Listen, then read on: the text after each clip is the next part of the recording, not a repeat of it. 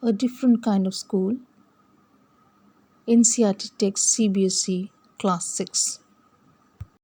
Now, word meaning of the lesson: bandage, patch, crutch, wooden or metal pole placed under the armpit, cripple, person unable to walk or move properly, honor, source of pride and pleasure, misfortune, bad luck, system, set of ideas, theories, principle, describe, depict something in words, expect, hope, authority, power to give order, homesick, sad because one is always away from home.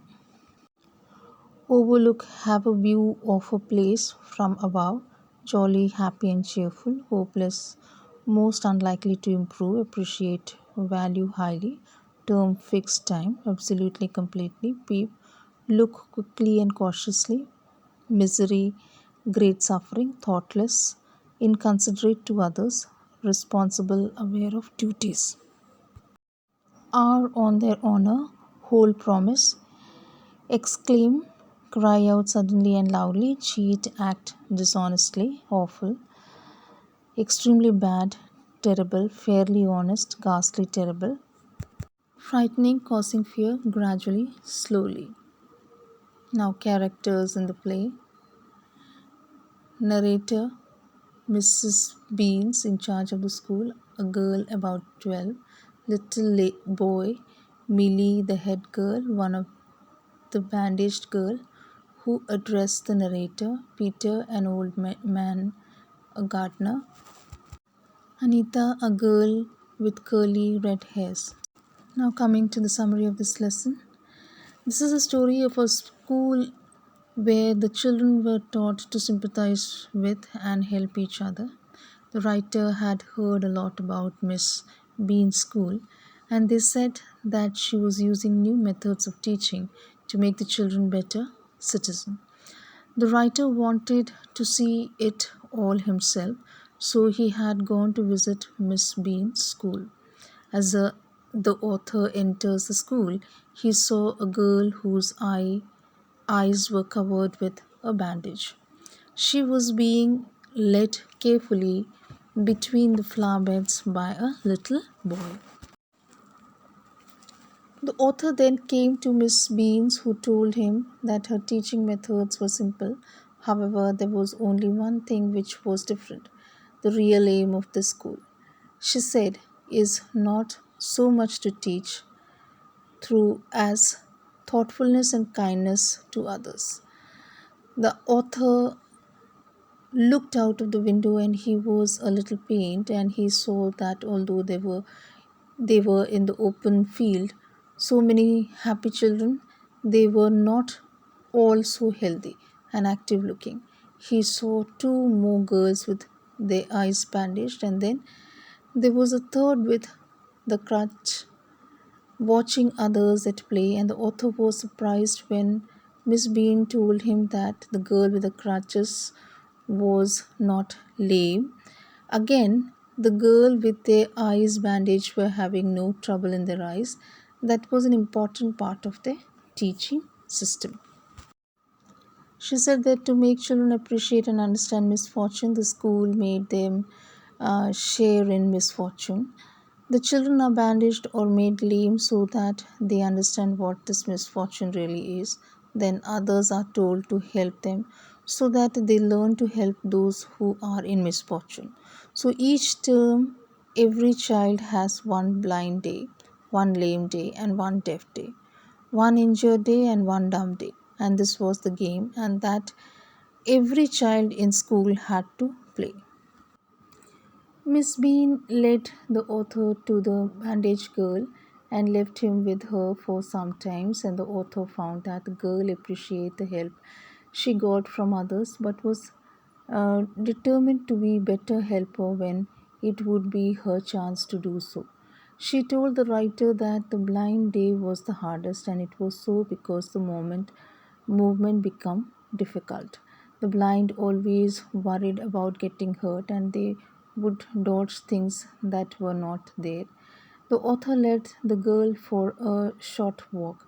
After that short walk, he found that he had already become 10 times more thoughtful than before. He also realized the pleasure of describing things and people. These things had become more interesting for him by doing so. Now, coming to the question answers, how successful were Miss Bean in inculcating values in her students? Miss Bean was known for her efforts in inculcating the values in her students. She focused on academics as well. Her students were taught spelling, reading, adding, subtracting, multiplying, and writing, and they were all also educated to be socially responsible citizens, and they were given chance to help and coordinate well with each other.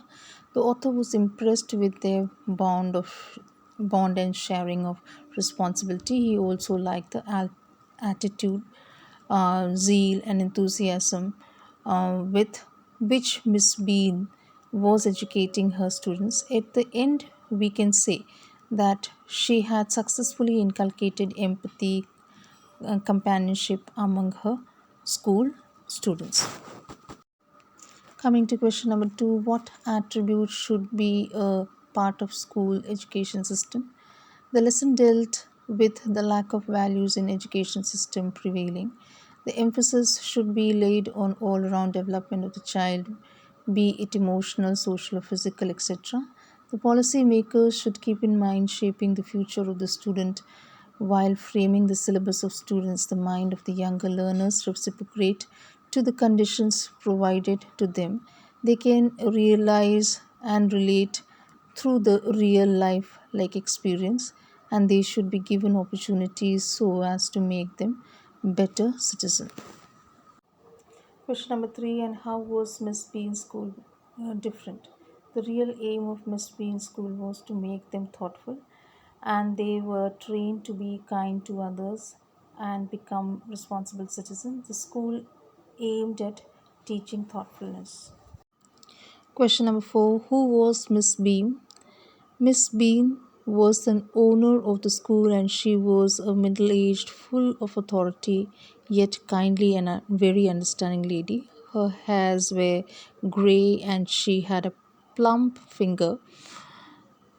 Her school taught students how to become responsible citizens. What did Miss Bean inform the author about the children in the playground? Miss Beam informed the author that no child was lame, blind, or crippled. They were, in fact, being made to understand misfortune. Every child had one blind day, one lame day, and one dumb day, and they were helped by other children. Coming to question number 6, what incident made the visitor to the school 10 times more thoughtful than ever? The narrator had heard a lot about the unique method of teaching in Beam's school. At first, he saw a blind girl being led out, then, he saw a lame boy. He thought that the students were not at all healthy and active, but soon he came to know that they were just acting to be blind, lame, crippled, etc. Meanwhile, he was asked to lead a blind girl around. The blind girl asked him many questions, and he had to apply his brain to describe people and things. He realized that he had become 10 times more thoughtful than ever. Now, some more question answers. Why do you think the writer visited Miss Bean's school? Many people had talked about and written about Miss Bean's school. So he visited the school to get overall experience about the school. Now, question number 2, what was the game that every child in the school had to play? Every child in the school had to play as given the task of the role of being blind, deaf, dumb, lame, and injured one in a term. It was a kind of game to make them aware about misfortunes. Each term, every child has one blind day, one lame day. Complete the line. Which day was the hardest and why was it the hardest? Each term, every child has had one blind day, one lame day, and one deaf day. One injured day and one dumb day. Being blind was the hardest day because the students were afraid and they might fall down or hurt themselves. Question number 4. What was the purpose of these special days? The purpose of these special day was to make the child appreciate misfortune. Thus, they learned to help those who suffered such misfortunes. Some more questions. Do you think the teaching method of Miss Bean's school were correct, and give reasons to support your answer? Yes. The teaching technique or method of Miss Bean's were correct and appropriate. Each term, every child had one blind day, one lame day, one deaf day, one injured day, and one dumb day in the school. This method would make them undergo pain and suffering, and this is how they would understand misfortunes. The children needed help uh, with everything, and other children were given the duty of helping them and leading them about. All the children learned many things with this teaching technique, and this would make them responsible and better citizen. Question number 6. What type of learning methods were used in Miss Bean's school? The learning method do not invite unusual simple spellings, adding, subtracting, multiplying, and uniting. They had to learn how to be a responsible citizen. Now that was the end of the question answers. Thank you.